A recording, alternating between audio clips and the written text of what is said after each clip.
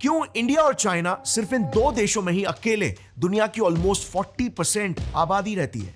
पृथ्वी के 170 देशों में जितनी आबादी रहती है उससे ज्यादा आबादी तो अकेले इंडिया और चाइना इन दो देशों में ही रहती है। ये कुछ वियर्ड नहीं है क्या? आज आपको लग रहा होगा कि हमारी पृथ्वी तो बहुत ही ज्यादा कंजेस्टेड होते जा रही है। काफी एक्सपर्ट्स को तो आपने टाइम टाइम पर बोलते हुए भी सुना होगा कि हमें ह्यूमन पॉपुलेशन को किसी भी हाल में कंट्रोल करना होगा। Worries about overpopulation are back. We need to address much more aggressively the population part of the equation. If we keep ignoring this exponential population rise, nature will reduce human population for us. Elon Musk तो पृथ्वी छोड़कर Mars में colonies बनाने की बात कर रहे हैं और इसीलिए ये अब एक कॉमन ओपिनियन बनते जा रहा है कि पृथ्वी में अब इंसानों के लिए जगह ही नहीं बची है। लेकिन व्हाट इफ मैं कहूं कि ऐसा बिल्कुल नहीं है। अगर आप इस वर्ल्ड पॉपुलेशन मैप को ध्यान से देखोगे तो हमारी पृथ्वी का ऑलमोस्ट 3/4 से भी बड़ा हिस्सा कंप्लीटली वीरान पड़ा हुआ है। लेकिन अब जरा एशिया की तरफ अपनी नजर बढ़ाओ। यहां पर इंडिया और चाइना इन दो देशों में मिलकर 2.7 बिलियन यानी कि 270 करोड़ लोग रहते हैं। मतलब पूरे वर्ल्ड की 36% पॉपुलेशन सिर्फ इन्हीं दो देशों में ही मौजूद है और ये दोनों देश भी सिर्फ एक ही कॉन्टिनेंट एशिया में ही मौजूद है। How is this possible? I mean पूरी दुनिया में 195 कंट्रीज है, 7 कॉन्टिनेंट्स हैं, लेकिन सिर्फ यही एक कॉन्टिनेंट के यही दो देश स्पेशल आखिर क्यों है? क्या इंडिया और चाइना की यूनिक ज्योग्राफिकल लोकेशन इसकी वजह है? मतलब माउंटेनियस रीजन्स और हाई रेनफॉल की वजह से, क्योंकि यहां पर रिच फर्टाइल सॉइल मौजूद है, इसीलिए यहां पर पॉपुलेशन ग्रो कर पाई क्या? लेकिन फिर यही एग्रीकल्चरल लैंड तो आपको पूरी दुनिया के और भी देशों में मिल जाएगा, स्पेशली यूरोप, नॉर्थ अमेरिका और ट्रॉपिकल कंट्रीज। तो फिर क्या इसके पीछे की वजह यह हो सकती है कि इंडिया और चाइना में ही दुनिया की पुरानी सभ्यताएं पाई गई है, जैसे इंडस वैली सिविलाइजेशन और द चाइनीज सिविलाइजेशन। लेकिन फिर उसी दौरान पूरे वर्ल्ड में और भी तो सिविलाइजेशन स्टार्ट हो चुकी थी, जैसे Mesopotamia, ancient Egypt, Aztecs, Incas, Greek civilisation वगैरह। और ये सारे सिविलाइजेशंस बाद में विलुप्त भी तो हो गए। So let me ask you again कि सिर्फ इंडिया और चाइना में ही ऐसी क्या स्पेशल बात थी कि सिर्फ इन्हीं दो देशों में पॉपुलेशन एक्सप्लोजन हो गया, बाकी देशों में ये नहीं हुआ? वेल, इसका जवाब ढूंढने के लिए ना चलिए चलते हैं पृथ्वी के इतिहास में, जहां ही मिलेंगे हमें इससे जुड़े सभी राज दफन। शुरुआत करते हैं उस दौर से जब मॉडर्न होमोसेपियंस यानी कि हम इंसान एक नए नवेले प्रजाति के रूप में पहली बार पृथ्वी पर अपने कदम रखे थे। आज माना यह जाता है कि ह्यूमन एवोल्यूशन की शुरुआत अफ्रीका से हुई थी, लेकिन इसके 2,95,000 ईयर्स बाद जहां बाकी की दुनिया में इंसान इतने पिछड़े थे कि वो गुफाओं में रहा करते थे, लेकिन उसी दौरान इंडियन सबकॉन्टिनेंट में डबल स्टोरीड बिल्डिंग्स बन चुके थे। मैं बात कर रहा हूं इंडस वैली सिविलाइजेशन की। ये उस समय पूरी दुनिया का लार्जेस्ट और ओल्डेस्ट सिविलाइजेशन तो था ही, लेकिन उससे ज्यादा इंपॉर्टेंट ये है कि ये दुनिया का one of the most advance civilisation भी था। आज आईवीसी के काफी सारे आर्कियोलॉजिकल एविडेंसेस अवेलेबल है, जिसमें आप क्लियरली देख सकते हो इनके सिटीज एक्सट्रीमली वेल प्लान्ड थे। इन्होंने एक अंडरग्राउंड सीवेज सिस्टम तक बना लिया था, ड्राइंग रूम्स यहां पर थे, cremation grounds, the great bath, यहां तक कि world's earliest known shipping ports Lothal, Dholavira और सुटका गेंडोर तक इन्होंने कंस्ट्रक्ट कर लिया था। अब मैं आपको इंडस वैली सिविलाइजेशन के बारे में इसीलिए बता रहा हूं क्योंकि इसे पूरी दुनिया का द मोस्ट पॉपुलस सिविलाइजेशन माना जाता है। आईवीसी के दौरान इंडिया की पॉपुलेशन 100 से 140 मिलियन थी, जो कि पूरी दुनिया का 1/5 पॉपुलेशन हुआ करती थी। अब इसी दौरान जब इंडियन सबकॉन्टिनेंट में इंडस वैली सिविलाइजेशन फ्लरिश हो रहा था, तभी ही इससे 4000 किलोमीटर दूर चाइना में भी एक सिविलाइजेशन फल फूल रही थी, द चाइनीज सिविलाइजेशन। यह सिविलाइजेशन ह्वांगहो से यांगजे रिवर बेसिन पर लोकेटेड थी, जिसका कैपिटल अन्यांग सिटी था। अब इंटरेस्टिंग बात यह है कि इनके भी आर्कियोलॉजिकल एविडेंसेस ये प्रूव करते हैं कि इन्होंने भी काफी वेल प्लान्ड सिटीज डेवलप कर रखी थी, जहां इन्होंने housing societies, weapon manufacturing factories और इवन मिलिट्री सेटलमेंट्स तक कंस्ट्रक्ट करके रख लिया था। इस सिविलाइजेशन के भी पीक पर यहां पर इनकी पॉपुलेशन करीब 60 मिलियन तक पहुंच चुकी थी, यानी कि 6 करोड़ लोग। अब माना कि इन दोनों सिविलाइजेशन की शुरुआत पहले हुई थी, यानी कि इन्हें एक फर्स्ट मूवर एडवांटेज मिला, लेकिन सवाल यह है कि इन दोनों सिविलाइजेशंस के बाद भी तो दुनिया के बाकी हिस्सों में भी कई सारे सिविलाइजेशंस बने, बट फिर अंत में इन्हीं दो कंट्रीज में ही आखिर क्यों इतनी ज्यादा पॉपुलेशन रह गई? वेल, इसके ना हमारी रिसर्च के हिसाब से 3 मेजर कारण है। लेकिन फ्रेंड्स, वो रीजन समझने से पहले मैं आप सभी को एक बड़ा थैंक यू बोलना चाहता हूं उन्हें जो भी मुझे मिलने उडू कम्युनिटी डेज इवेंट अटेंड करने के लिए आया था। उम्मीद है आपको मेरा सेशन अटेंड करके मेरी लाइफ जर्नी और एक्सपीरियंसेस से कुछ तो जरूर सीखने मिला होगा। Also some insights on team building और कल्चर का कितना बड़ा रोल होता है बिजनेस को ग्रो करने में। मैं आपके साथ एक मिनी व्लॉग शेयर करना चाहूंगा उस इवेंट का, क्योंकि मुझे पर्सनली काफी मजा आया आप सभी से इन पर्सन मिलकर, आपके क्वेश्चंस को आंसर करके और आपके जज्बों से इंस्पायर होके। सो सुबह के कुछ 10 बजे हम निकल पड़े गांधीनगर के महात्मा मंदिर कन्वेंशन सेंटर के लिए, और पहुंचते ही हर जगह उडू की ब्रांडिंग की हुई थी। इनफैक्ट उडू की ब्रांडिंग तो मुंबई, अहमदाबाद और इंडिया भर के कई सिटीज में दिख रही थी, क्योंकि इंडिया का सबसे बड़ा बिजनेस और टेक इवेंट होने वाला था। तो इवेंट की शुरुआत ही हुई थी उडू के फाउंडर फेबियन पिनकेयर्स के इनसाइटफुल कीनोट के साथ, जिसमें उन्होंने प्रैक्टिकल एग्जांपल से समझाया कि चाहे आप एक बिजनेसमैन हो या फ्रीलांसर, आप कैसे अपने बिजनेस को उडू के वर्सेटाइल एप्स यूज करके सिंप्लीफाई और ग्रो कर सकते हो। अब एक बिजनेस बिल्ड करने और उसे प्रॉपरली मैनेज करने के लिए आपको एक स्ट्रॉन्ग बिजनेस मैनेजमेंट सॉफ्टवेयर लगता ही है, और उडू के पास एक पूरा स्वीट है ऐसे एप्लीकेशंस का। I am just exploring, I am just giving my self the exposure कि क्या मैं यहाँ पे फिट हो सकता हूँ, क्या मैं ये कर सकता हूँ। और फिर उडू के इवेंट में ये था मेरा सेशन, जो कि हजारों व्यूअर्स ने अटेंड किया। और हर कोई अपनी लाइफ में इतना फॉर्चुनेट नहीं होता कि उसको पहले से ही मालूम होता है कि मुझे लाइफ में क्या करना है। जो साइंस डोमेन में कोई बड़ा क्रिएटर नहीं है, अच्छे वीडियोस बना रहा है इंडिया में, so I knew there is a vacuum. जय हिंद, वंदे मातरम। इवेंट का सबसे मेमोरेबल मोमेंट मुझे पर्सनली लगा लाइक माइंडेड सब्सक्राइबर्स के साथ मिलना। मैं एक ऐसे सब्सक्राइबर से भी मिला जिसने मुझे एक साइंस बुक ही गिफ्ट किया जो उसने खुद लिखी थी, एंड ही वाज लाइक, मुझे आपके वीडियो से भी इंस्पिरेशन मिला है साइंस फील्ड में कुछ करने का। ये सब बातें ट्रूली मुझे सबसे बड़ी कॉम्प्लीमेंट लगती है, और मेरा यही काम जो मैं रोज करता हूं वो मुझे और भी ज्यादा मीनिंगफुल लगने लगता है। आप लोगों को तो पता ही है कि आज इंडिया में एक स्टार्टअप कल्चर वेव आ रहा है, लेकिन ये भी एक फैक्ट है कि 90% बिजनेसेस फेल हो जाते हैं, और इसके पीछे one of the main reasons है अपने बिजनेस ऑपरेशंस को पुराने तरीकों से ही हैंडल करना। आपका बिजनेस चाहे छोटा हो या बड़ा, लेकिन हर दिन हम इतने सारे spreadsheets, invoices, recruitment applications, basically इतने सारे डेली टास्क लिस्ट को मैनुअली हैंडल करने में बिजी हो जाते हैं कि हम अपने बिजनेस के लिए नेसेसरी सिस्टम्स एंड प्रोसेसेस ही नहीं सेट कर पाते हैं, जो कि एक्चुअली में बिजनेस को ग्रो करता है। तो हम इस प्रॉब्लम को कैसे सॉल्व कर सकते हैं? वेल, उडू एक परफेक्ट एग्जाम्पल है कि कैसे आप एआई और टेक का यूज करके अपने बिजनेस को एंड टू एंड हैंडल कर सकते हो। इसमें कई सारे एप्लीकेशंस है, जैसे CRM, invoicing, sales, project management, email marketing, e sign, employ management, और तो और वेबसाइट और ई कॉमर्स प्लेटफॉर्म क्रिएशन भी। बेसिकली ये सारे एप्स एक दूसरे के साथ ही उडू प्लेटफॉर्म पे इंटरकनेक्टेड है। मैंने कई बार अपने वीडियोस में आपको उडू के डिफरेंट एप्लीकेशंस को यूज करके भी दिखाया। उडू से सिर्फ 2 मिनट में ही आप एक वेबसाइट या फिर एक ई कॉमर्स प्लेटफॉर्म बनाकर अपने प्रोडक्ट्स को सेल कैसे कर सकते हो, ये भी मैंने डिटेल में बताया। फिर उडू के इनवॉइस एप्लीकेशन से आप मल्टीपल इनवॉइसेस रेज करके अपने कस्टमर्स से टाइमली पेमेंट्स रिसीव करके सारे पेमेंट्स को एक ही जगह पर कैसे ट्रैक कर सकते हो। और पर्सनली मुझे उडू का सीआरएम और सेल्स एप्लीकेशन काफी कॉम्प्रिहेंसिव और कस्टमर सेंट्रिक लगता है, जिससे आप अपने लीड्स और अपॉर्चुनिटीज को इजीली ट्रैक कर सकते हो, कॉन्टैक्ट्स मैनेज कर सकते हो, बिजनेस के एक्यूरेट फोरकास्ट कर सकते हो, एंड ऑफ कोर्स सेल्स भी क्लोज कर सकते हो। अब इसके अलावा भी इनके रिक्रूटमेंट, अकाउंटिंग और इन्वेंट्री एप्लीकेशन मुझे पर्सनली काफी यूजफुल लगे। सो अगर आप अपना न्यू बिजनेस स्टार्ट करना चाहते हो या अपने करंट बिजनेस को ग्रो करना चाहते हो, तो I would definitely recommend you check out Odoo. और बेस्ट बात यह है, you can always try the first app for free, हमेशा के लिए, वो भी बिना कोई क्रेडिट कार्ड डिटेल्स डाले, for unlimited number of users. और उडू की फ्लेक्सिबिलिटी ऐसी है कि आप अपने बिजनेस के रिक्वायरमेंट्स के हिसाब से आगे भी कभी अपने प्लान में एप्स ऐड कर सकते हो। मैंने उडू का लिंक नीचे डिस्क्रिप्शन में शेयर कर दिया है, so definitely go and check it out. और अब वापस से लौट आते हैं हमारे वीडियो पर। Number 1, physiography. अगर आप इस मैप में देखोगे तो इंडिया के नॉर्थ का द ग्रेट हिमालयन रेंज और चाइना के नॉर्थ का चैंगबाई माउंटेन रेंज दोनों ही अपने रिस्पेक्टिव कंट्रीज में एक नेचुरल बैरियर का काम करता है। जैसे for example, Himalayan ranges India को नॉर्थ से आने वाली कोल्ड साइबेरियन विंड से प्रोटेक्ट करते हैं, और वहीं पर दूसरी तरफ इसी हिमालयन रेंज की वजह से इंडिया में साउथ से आने वाली ट्रेड विंड्स ब्लॉक होती है, जिससे इंडियन सबकॉन्टिनेंट में बारिश होती है। ठीक वैसे ही चाइना की Changbai mountain range East Asian monsoon winds को ब्लॉक करके चाइना में बारिश करवाती है और यही चांगबाई माउंटेन रेंज चाइना को कोल्ड सर्बियन विंड से भी बचाती है। सो बेसिकली अपने ज्योग्राफिकल लोकेशन की वजह से इन रीजन्स को 3 मेजर एडवांटेजेस मिले।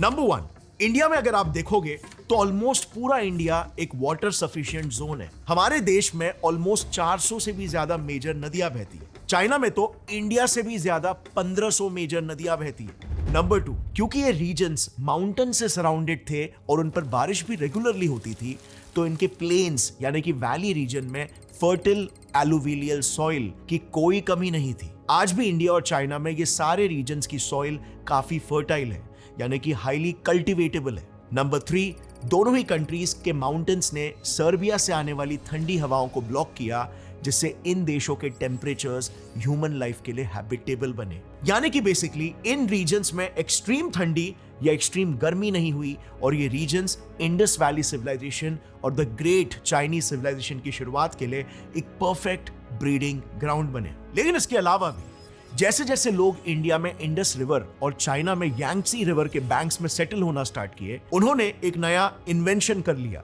Domestication of plants.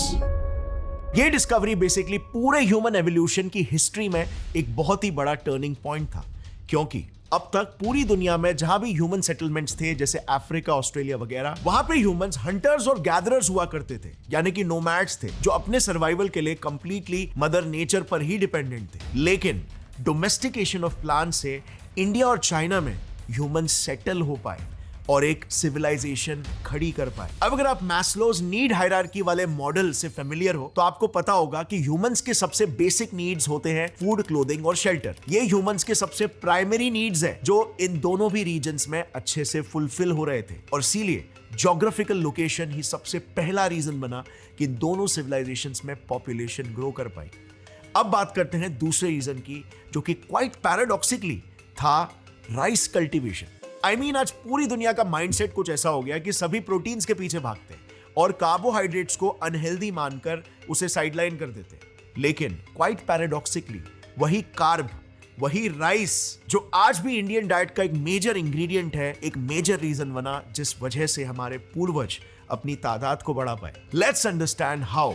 देखो, जैसे हमने डिस्कस किया, इंडिया और चाइना के इस बेल्ट में एक तो प्लेन एरियाज हुआ करते थे, सॉइल फर्टाइल थी, प्लस नदियों की वजह से वहां पर पानी का भी भरमार था। मतलब ऑल इन ऑल ये एक परफेक्ट एनवायरनमेंट था राइस के कल्टीवेशन के लिए। नाउ राइस का सबसे बड़ा एडवांटेज पता है क्या है? ये एक मैसी लेवल पर पॉपुलेशन को न्यूट्रिशन प्रोवाइड कर सकता है, लेकिन इसका एक बड़ा डिसएडवांटेज भी था। इसकी खेती एक बड़ी ही लेबर इंटेंसिव एक्टिविटी है, इसमें काफी सारे लोग लग जाते हैं और काफी ज्यादा मेहनत भी लगती है। पर इसका यही डिसएडवांटेज इंडिया और चाइना की पॉपुलेशन के लिए एक मेजर ट्रिगर पॉइंट बना, क्योंकि अब इस रीजन के लोगों ने ज्यादा बच्चे पैदा करने शुरू कर दिए ताकि खेत में मदद करने के लिए ज्यादा से ज्यादा हेल्पिंग हैंड्स आ सके। अब इससे बेसिकली राइस अपने आप में ही एक मेजर रीजन तो बना ही बिहाइंड पॉपुलेशन एक्सप्लोजन, लेकिन इसका एक और एक डोमिनो इफेक्ट भी क्रिएट हुआ इससे, क्योंकि अब इंडिया और चाइनीज रीजन के लोगों को खाने की कोई कमी नहीं थी, यानी कि इनका अब रोज कुआं खोदो और रोज पानी पियो वाला हिसाब नहीं था, इसीलिए they could start focusing on other things as well. So इसी दौरान इन रीजन्स में शुरुआत हो गई कई आर्टिस्टिक इन्वेंशंस की। Gold, jewellery, ivory seals, cotton textiles, copper and bronze, fish hooks, precious stone से बने नेकलेसेस, वेपन्स। बेसिकली इन रीजन्स के लोगों ने ऐसे कई सारे इन्वेंशंस को बनाना और उससे ट्रेड करना स्टार्ट कर दिया। और मैंने आपको इस वीडियो में पहले भी बताया था कि चाइनीज सिविलाइजेशंस में वेपन मैन्युफैक्चरिंग फैक्ट्रीज के भी रिकॉर्ड मिले। इंडस वैली सिविलाइजेशन में भी काफी सारे फैक्ट्रीज मिले थे जो कई सारे प्रोडक्ट्स का मास प्रोडक्शन करते थे। वहां पर तो 3 पोर्ट्स भी मिले थे जहां से इंडस वैली सिविलाइजेशन पूरी दुनिया से ट्रेड करती थी। इनफैक्ट सिल्क रूट की शुरुआत भी तो इसी दौर में हुई थी, जो चाइना से इंडिया होकर और फिर वेस्ट की ओर यूरोप तक जाता था। अकेले इस रूट से ही ट्रेड करके इंडिया और चाइना की इकोनॉमी वर्ल्ड के जीडीपी का 50% कंट्रीब्यूट करती थी। सो बेसिकली इससे हुआ ये कि हमारे पास सोना काफी जमा हो चुका था, क्योंकि हम काफी समय से स्पाइसेस, टी, आइवरी, कॉटन, वुल, प्रीशियस मेटल्स जैसी चीजें दुनिया भर में बेचकर उनके बदले में गोल्ड ट्रेड किया करते थे। और इसीलिए आज हम कहते हैं ना, भारत एक टाइम पर सोने की चिड़िया हुआ करती थी। ये इसी दौर की बात है। लेकिन वो कहते हैं ना, हर एक एक्शन का एक रिएक्शन भी होता है। इस तरक्की से हुआ ये कि ये रीजन्स पूरी दुनिया के आंखों के सामने भी आ गए। अब दुनिया के सभी देशों के ऑलमोस्ट सभी सिविलाइजेशन इन रीजन्स में आकर ट्रेड करना चाहते थे और इसी वजह से हुआ ये 518 BC से ऑलमोस्ट 2464 इयर्स तक यानी कि 1947 तक ब्रिटिशर्स के जाने तक हम पर कंटिन्यूअसली 200 से ज्यादा इन्वेजन्स और वेव्स ऑफ माइग्रेशन हुए। अब चाइना में अगर आप देखोगे तो यहां थ्रू आउट हिस्ट्री सिर्फ 5 ही माइग्रेशंस हुए और ग्रेट वॉल ऑफ चाइना बनने के बाद तो चाइना कंपैरेटिवली और भी ज्यादा सेफ हो गया और इसीलिए अगर आप इनके पॉपुलेशन ग्राफ को देखोगे तो इनका पॉपुलेशन ग्रोथ ज्यादा स्टेबल और ज्यादा अपवर्ड ट्रेंड दिखाता है इंडिया के मुकाबले। इंडिया के केस में इन्हीं इन्वेजन्स ने एक बहुत ही बड़ा इकोनॉमिक लॉस क्रिएट किया। इंडिया की कहानी तो आप जानती हो क्या हालत थी जब ब्रिटिशर्स इंडिया को लूट कर चले गए थे। अब हालांकि इंडिया में उन इन्वेजन्स की वजह से इंडिया की पॉपुलेशन का भी लॉस हुआ था। जैसे बंगाल फैमिन का तो केस आप जानती हो, हमारे देश की 1/3 आबादी पूरी तरीके से वाइप आउट हो गई थी। लेकिन अगर आप एक मैक्रो व्यू से देखोगे ना तो उसी ही वक्त में ऐसे ही प्रॉब्लम्स पूरे दुनिया में हो रहे थे। इनफैक्ट 14th सेंचुरी से जहां से ये सिलसिला स्टार्ट हुआ में तो जब हमारे यहाँ पर इन्वेजन्स हो रहे थे तब यूरोप में ब्लैक डेथ नाम की एक महामारी फैल गई थी जिसने यूरोप की 50 से 80 मिलियन की पॉपुलेशन को एक झटके में खत्म कर दिया। और यूरोप में जहां पर एक तरफ ये चल रहा था वहीं पर मिडिल ईस्ट जहां पर वैसे ही पॉपुलेशन बहुत कम थी वहां पर भी गेंगिस खान ने इन्वेड करके वहां पर 10 मिलियन लोगों को खत्म कर दिया था। ईरान में जो पर्शियन सिविलाइजेशन थी उसकी तो पूरी 90% पॉपुलेशन ही इन्होंने साफ कर दिया था। मैं बात कर रहा हूं 12th-13th सेंचुरी की। बट इंडिया तक गेंगिस खान कभी पहुंच ही नहीं पाया था जिस वजह से इंडिया में मंगोल इन्वेजन का कोई ज्यादा इफेक्ट नहीं हुआ। अब इसके अलावा वेस्टर्न और मिडिल ईस्टर्न कंट्रीज की पॉपुलेशन मंगोल इन्वेजन से रिकवर हो ही रही थी कि इन पर फिर से अलेक्जेंडर ने इन्वेड कर लिया जिससे पूरे यूरोप में वॉर छिड़ गए और करीब 3 से 4 लाख लोग मारे गए। Again Alexander one of the greatest invader ये इंडिया के बॉर्डर तक पहुंचकर वापस लौट गया। सो इसके वजह से भी इंडिया को कोई भारी नुकसान नहीं भुगतना पड़ा। इवन वर्ल्ड वॉर्स के भी केस में जो कि सबसे मैसिव डिस्ट्रक्शन के लिए जिम्मेदार थे। अब हाँ कई इंडियंस की जान वर्ल्ड वॉर्स में भी जरूर गई थी लेकिन क्योंकि यूरोप तो लिटरली इस वॉर का गढ़ था मेजर डैमेज वेस्टर्न कंट्रीज को ही हुआ। इंडिया के जहां पर सिर्फ सोल्जर्स मारे गए थे यूरोप में तो सिविलियंस भी भारी मात्रा में मारे गए थे। आप इस मैप में क्लियरली देख सकते हो ये रेड एरियाज बताते हैं कि कौन सी कंट्री वर्ल्ड वॉर से कितना ज्यादा इफेक्टेड थी। डेटा के हिसाब से वर्ल्ड वॉर 1 और वर्ल्ड वॉर 2 का कंबाइंड डेथ रेट 95 मिलियन था। 40 मिलियन वर्ल्ड वॉर 1 और 75 मिलियन वर्ल्ड वॉर 2 यानी कि 950 लाख लोग सिर्फ इन वॉर्स में ही मर गए थे जिनमें से 17 मिलियन लोगों को तो अकेले नाजीज ने ही खत्म किया था। सो माय पॉइंट इज जैसे इंडिया में इन्वेजन्स की वजह से नुकसान हो रहा था वैसे ही या फिर उससे ज्यादा नुकसान पूरी दुनिया में भी हो रहा था। लेकिन क्योंकि इंडिया और चाइना में गोल्ड काफी ज्यादा था इसीलिए यहाँ एक तो माइग्रेशंस काफी ज्यादा भी हो रहे थे और दूसरी बात इंडिया को कई इन्वेडर्स ने अपना घर भी बना लिया था और तीसरी बात इन इन्वेडर्स की वजह से इंडिया को बहुत ही भारी नुकसान in terms of human life नहीं भुगतना पड़ा as compared to other countries. Interesting बात यह है कि काफी सारे इन्वेडर्स बड़ी संख्या में इंडिया में सोना लेने के लिए आए लेकिन फिर वो यहीं पर सेटल भी हो गए जिससे इंडिया की पॉपुलेशन एक तरह से मेंटेन ही रही।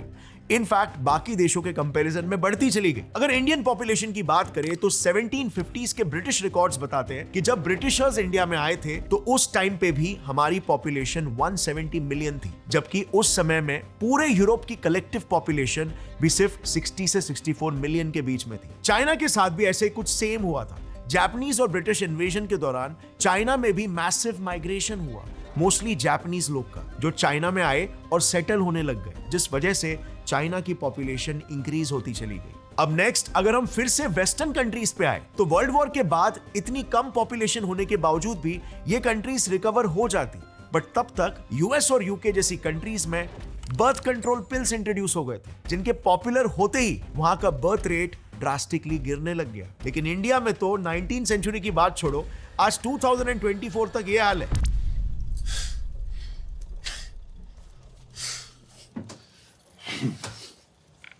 Chocolate flavour. और तभी भी इंडिया और चाइना में तो अलग ही लेवल का ट्रेंड चल रहा था। चाइनीज डिक्टेटर माओ जेडोंग ने चाइना में बच्चे पैदा करने को एक नेशनल ड्यूटी बता दी थी। वो चाहते थे कि चाइनीज माएं ज्यादा से ज्यादा बच्चे पैदा करें और इसके लिए वो ऐसा करने वाली माओं को हीरोइक मदर अवार्ड और मॉनेटरी इंसेंटिव तक दिया करते थे। प्लस इंडिया में तो स्पेसिफिकली आप ये बात जानते ही हो कैसा माइंडसेट है। हर एक कपल चाहता है कि उन्हें एक लड़का पैदा हो। सो इसीलिए एक लड़के के चक्कर में भी इंडियंस ने बच्चे ज्यादा पैदा किए इन द पास्ट। आपने नोटिस भी किया होगा कि हमारे ग्रैंड पेरेंट्स की जनरेशन में काफी लोगों के 5 से 6 बच्चे हुआ करते थे। वो समय ये कॉमन था। ये इसीलिए किया जाता था सिर्फ ताकि उन्हें एक लड़का बच्चा मिले। इसके अलावा भी और भी काफी सारे रीजंस हैं, जैसे इंडिया में ग्रीन रेवोल्यूशन और व्हाइट रेवोल्यूशन की वजह से भी इंडियन पॉपुलेशन काफी ग्रो हुई। क्योंकि कोई भी देश जिसमें एक एग्रीकल्चरल इकोनॉमी है उसमें अक्सर आप देखोगे कपल ज्यादा बच्चे पैदा करते हैं ताकि ज्यादा हेल्पिंग हैंड्स हो सके। सो इंडिया में ऑलरेडी पॉपुलेशन ज्यादा थी और ग्रीन रेवोल्यूशन और व्हाइट रेवोल्यूशन की वजह से लोगों ने और ज्यादा बच्चे पैदा करना शुरू कर दिए। लेकिन इसी दौरान वेस्टर्न कंट्रीज में इंडस्ट्रियलाइजेशन स्टार्ट हो चुका था और इसीलिए ज्यादा बच्चे पैदा करना मतलब ज्यादा खर्चा, और इसीलिए वहां की पॉपुलेशन उस रफ्तार से ग्रो नहीं की, उल्टा स्लो होने लग गई। And then cut down to today, आज के तारीख में तो हमने चाइना को भी ओवरटेक कर लिया और आज हम बन चुके हैं वर्ल्ड्स मोस्ट पॉपुलस कंट्री। अब आई नो हमें हमेशा बताया गया है कि हमारी पॉपुलेशन ही हमारी सबसे बड़ी कमजोरी है, जिस वजह से इंडिया तरक्की नहीं कर पा रहा है। करप्शन है, गरीबी है, पुअर इंफ्रास्ट्रक्चर है, बेरोजगारी है।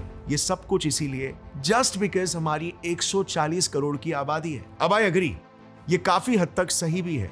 हमारी पॉपुलेशन आज की तारीख में हमारी सबसे बड़ी कमजोरी बन गई है, लेकिन मेरे हिसाब से हम अपनी इस सबसे बड़ी कमजोरी को अपनी सबसे बड़ी ताकत में आसानी से तब्दील कर सकते हैं। ये सिर्फ नजरिए का खेल है। अगर हमारी आबादी 140 करोड़ है तो हमारे पास 140 करोड़ दिमाग भी तो है, जिसमें से भी 66% तो युवा है, यानी कि यंग माइंड्स। आज कितने देश, साउथ कोरिया, जापान, ऑलमोस्ट सारे यूरोपियन कंट्रीज, इटली स्पेशली, इनका यही तो रोना है। इनके पास देश को आगे बढ़ाने के लिए यूथ पॉपुलेशन ही नहीं है। मेरे हिसाब से किसी भी चीज में सक्सेस पाने के लिए, चाहे वो पर्सनल लेवल पे हो या फिर नेशनल लेवल पर, एक ही चीज है जो सबसे ज्यादा इंपॉर्टेंट है। हमें अपनी वो यूनिक एबिलिटीज को आइडेंटिफाई करना होगा जो हमें बाकी देशों से अलग बनाती है, और हमें उन्हीं पर, अपने स्ट्रेंथ्स पे डबल डाउन करना होगा। आप अपने आसपास देख लो, कितने ही देशों ने अपने वीकनेसेस को अपने स्ट्रेंथ्स में कन्वर्ट कर लिया। पूरा मिडिल ईस्ट देख लो, वहां का हार्श एनवायरनमेंट उनकी सबसे बड़ी कमजोरी थी, लेकिन उन्होंने तेल के बल पर, जिस तेल को उन्होंने आइडेंटिफाई किया कि वो उनका सबसे बड़ा स्ट्रेंथ बन सकता है, उसके बल पर देश को आगे बढ़ाया। दुबई के पास तो तेल भी नहीं था, 1958 में जाके कहीं पे डिस्कवर हुआ, लेकिन उससे पहले उन्होंने ये आइडेंटिफाई किया कि वो टूरिज्म को अपना स्ट्रेंथ बना सकते हैं, उन पर फोकस करना स्टार्ट कर दिया। नेदरलैंड्स देश का एग्जांपल ले लो, जो कि इतना छोटा देश है जिसकी पॉपुलेशन 1.77 करोड़ है, यानी उसकी पॉपुलेशन हमारे मुंबई सिटी से भी छोटी है, लेकिन उन्होंने अपनी टेक्नोलॉजी पर फोकस करना स्टार्ट कर दिया, स्पेशली सेमीकंडक्टर्स टेक्नोलॉजी। और नेदरलैंड्स दुनिया की इकलौती ऐसी कंट्री है जो सेमीकंडक्टर चिप बनाने वाली मशीनरीज मैन्युफैक्चर करती है, और इसीलिए नेदरलैंड्स की इसमें मोनोपोली है, और इसीलिए आज पूरी दुनिया सिर्फ इस एक देश पर ही कंप्लीटली डिपेंडेंट है, जिसे वो इजीली लेवरेज कर सकते हैं अपने जियोपॉलिटिकल नेगोशिएशंस में। ये नेदरलैंड्स की एक्चुअली में काफी इंटरेस्टिंग स्ट्रैटेजी थी, क्योंकि उनके पास काफी लिमिटेड रिसोर्सेज थे अपने देश को आगे लेके जाने के लिए, लेकिन उसके बावजूद उन्होंने हार नहीं मानी, अपने स्ट्रेंथ्स को आइडेंटिफाई किया, अपने वीकनेसेस को साइडलाइन किया, उन्हें इग्नोर किया, और स्ट्रेंथ्स पे डबल डाउन करके आज ऐसी पोजीशन हासिल कर ली है। मैंने इस पे बाय द वे ऑलरेडी एक काफी डिटेल वीडियो बना के रखा है, कोडिंग देयर स्ट्रैटेजी, जिसे आप यहां पर आई बटन दबाकर देख सकते हो। हमें यह बात इन देशों से सीखनी चाहिए। हमारे पास 808 मिलियन यूथ पॉपुलेशन है, जो एक्चुअली में हमारी सबसे बड़ी ताकत है। यह यूथ पॉपुलेशन दुनिया के किसी भी देश से बहुत ज्यादा है। सो इट्स हाई टाइम हम इसे रियलाइज करें और इसे अपने एडवांटेज में यूज करें। आफ्टर ऑल, जैसे मैंने कहा, यह सिर्फ एक देखने का नजरिया है कि हम हमारे देश के इस पॉपुलेशन को हमारी स्ट्रेंथ समझे या हमारी वीकनेस। और भारत, जैसे आपने देखा, एक समय में सोने की चिड़िया कहलाई जाती थी। इतना रिच इसका हिस्ट्री है, सिर्फ इस हिस्ट्री के वजह से ही कि यहां पर विकास और डेवलपमेंट बाकी देशों से बहुत पहले ही स्टार्ट हो गया था। आज हमारी पॉपुलेशन इतनी है। सो अभी इसी पॉपुलेशन का सबसे बड़ा पर्पस यही होना चाहिए कि हम सब मिलकर भारत के उस सुनहरे पल को वापस से लेकर आए। और यह सिर्फ तभी हो पाएगा जब भारत का हर एक युवा पर्सनल लेवल पर खुद को एम्पावर करे और नेशनल लेवल पर नेशन को एम्पावर करें, जो ही हमारा by the way personal mission भी है हमारे गौरव ठाकुर और Get Set Fly Science channel के through. So thanks a lot for watching this video. अगर आपको इस वीडियो से कुछ भी सीखने मिला, एक लाइक जरूर ठोकना। सी यू नेक्स्ट टाइम। जय हिंद।